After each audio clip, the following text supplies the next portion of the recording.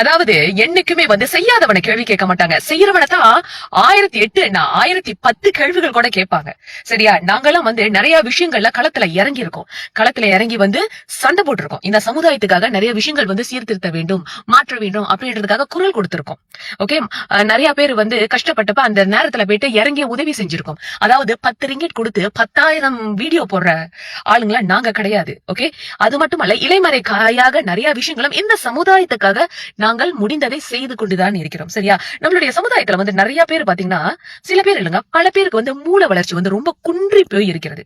சரியாங்க? அது என்னது சாதாரணமா சொன்னா அது கொஞ்சம் வேற மாதிரி இருக்கும். அதனாலதான் அழகா மூல வளர்ச்சி ரொம்ப குன்றி போயிருக்கு. சரியா? அதனால சிந்திக்கும் திறனாற்றல் ரொம்பவே குறைவாக இருக்கிறது. ஏன் சொல்றாங்க, எதுக்கு சொல்றாங்க, அதை ஏத்துக்கிற தன்மையும் மனப்பக்குவமும் யாருக்கும் கிடையாது. என்ன வேணா சொல்லிட்டு போங்க. போற்றுவார் போற்றட்டும், புழுதிவாரி தூற்றுவார் தூற்றட்டும். என்னுடைய தாய் நாடு மலேசியா, என்னுடைய தாய்மண் தமிழ்நாடு. தமிழ்நாட்டுக்கு எதுவா இருந்தாலும் கண்டிப்பாக எங்களுடைய குரல் ஒலித்துக் கொண்டுதான் இருக்கும். அது இங்க இருக்கிற உங்களுக்கு கஷ்டமா இருந்துச்சுன்னா அதுக்கு நான் பொறுப்பு கிடையாது. நம்ம எல்லாம் பிறந்து இங்க இருந்தனால, நம்மளுடைய தாய் தகப்பனார் ஓகே அவங்க வழியா நம்ம இங்க இருந்தனாலதான் நம்மளுக்கு இந்த நாட்டுல ஒரு குடிமை உரிமை இருக்கு.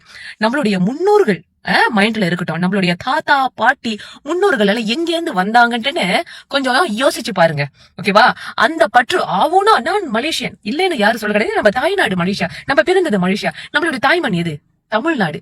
சிந்திக்கும் திறனாற்றல் இருந்தா நல்லா யோசிச்சு பாருங்க. சரியா? அதுக்கு ஏன் குரல் கொடுக்கீங்க, இதுக்கு ஏன் அப்படி செய்றீங்கன்னு யாரையும் என் நேரத்திலும் கேள்விகள் எழுப்பாதீங்க. சரியா? எவனுக்கும் பதில் சொல்ல வேண்டிய அவசியம் கிடையவே கிடையாது. போடா.